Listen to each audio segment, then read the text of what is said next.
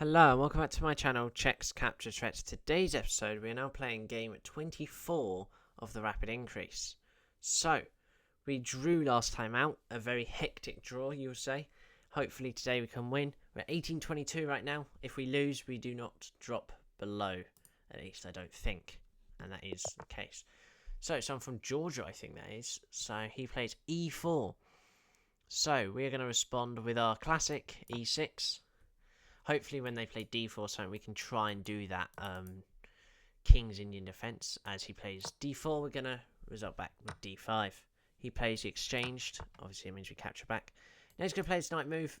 Not actually the best move in some cases, but it is obviously a playable move. We're going to block this up here. Now I'm expecting a pin in a second to occur.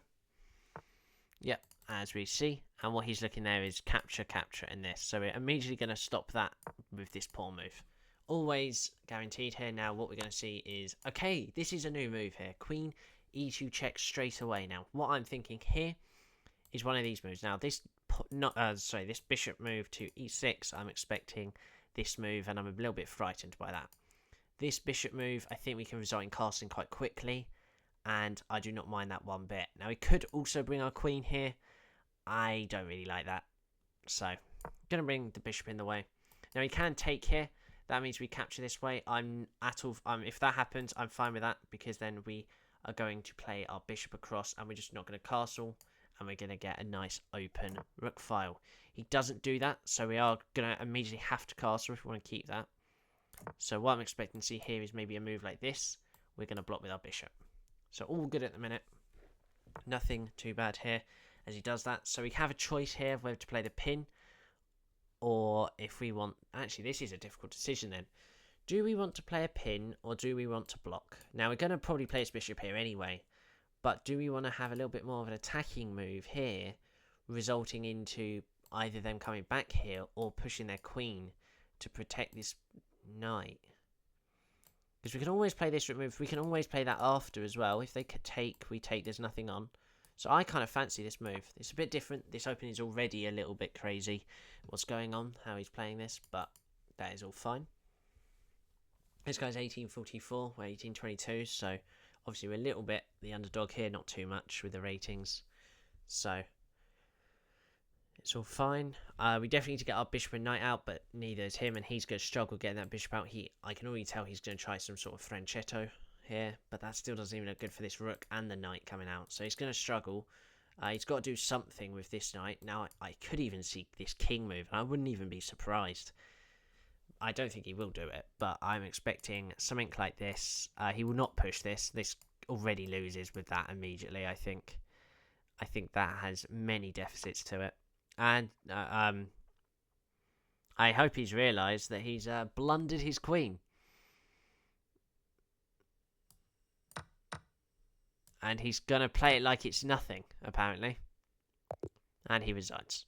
Well, thank you for today. No, okay, so usually this doesn't happen. But we're going to just game review this. Now, sadly, these games will happen. Now, I did do one very, very early on in the Rapid Increase where I kind of just didn't play it in the end. And I kind of just played another one. Now, that was because he didn't actually play. Now, this is a little part of the chess guide we can also go over here in how you've got to think before each move. Now, we can quickly go through all the plans I was thinking here. Anyway, so the French defense, obviously, what we're seeing here is d4, d5, and, you know, there's a few things that happen now. So, capturing is actually, I don't statistically know what's the best here, but I do know that you see definitely one of these two moves happen the most. You never see this happen, even though that is a book move, and you never really see something else other than that. Maybe this sometimes, but it's very unlikely. It's a weird gambit, this one. I think you can do something like this. It's very weird. But obviously, this capture is one of the most, you know, known, I would say, especially at this level. Now, what we see here a lot is this sort of thing. If I just play a few moves across, this is what I like to play. Actually, this is probably what will happen, and maybe something like this.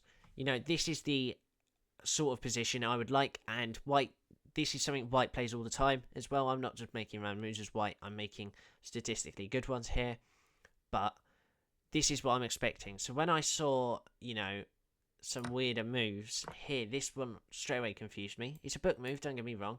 But I feel like this already definitely takes me a little bit out of my game, which is smart. Now here I could have played a numerous amount of moves. This pawn move, I could have played this knight, obviously this knight move, which is the one I always play if you watch it. Could have even played the bishop straight away, but I did the knight.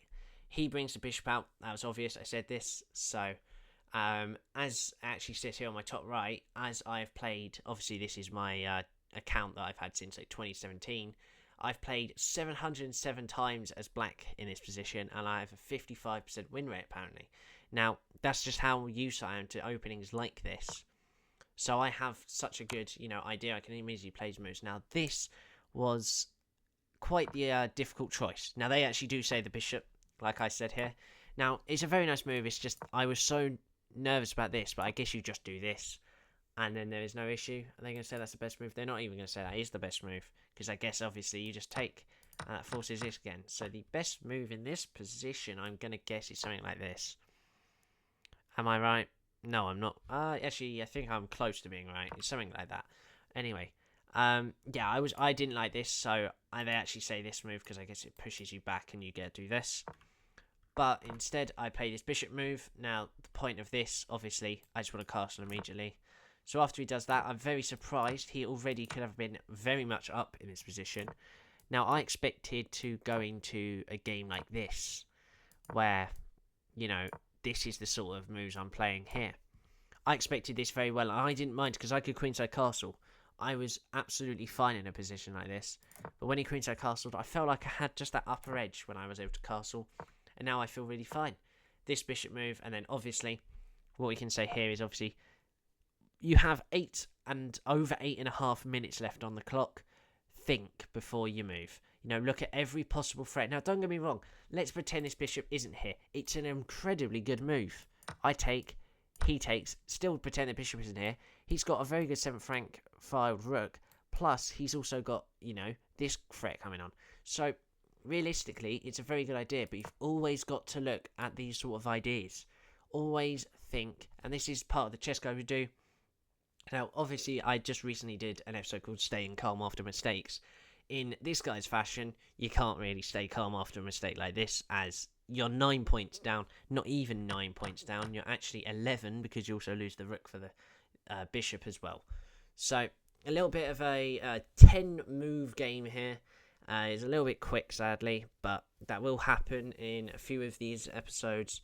So just a nice short and sweet one there. I've still got it to about 10 minutes as we usually do. Just talking about how I would normally play it and how you can learn not to make these sort of mistakes, So anyway, we rise up to 1836 now.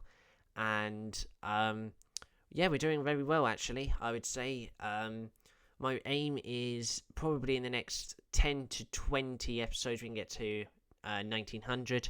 Obviously, I'm aiming for as high as 2000 and hopefully above, because that means then that in bullet, blitz, and then rapid, I've hit at least 2000 in all of them. And then obviously soon we can go to like chess 960 and all of that. And maybe I probably won't do classical on here, otherwise I think I would be bored out of my mind. But yeah, so hopefully you enjoyed this. Sorry for the very short game. Sometimes I would just post a picture saying this was the game I played. But I was able to kind of get a nice little bit of talking through how I was able to do it, because he did play a few extra moves than the guy once did before. Anyway, that is it for today's video. So thank you and bye bye.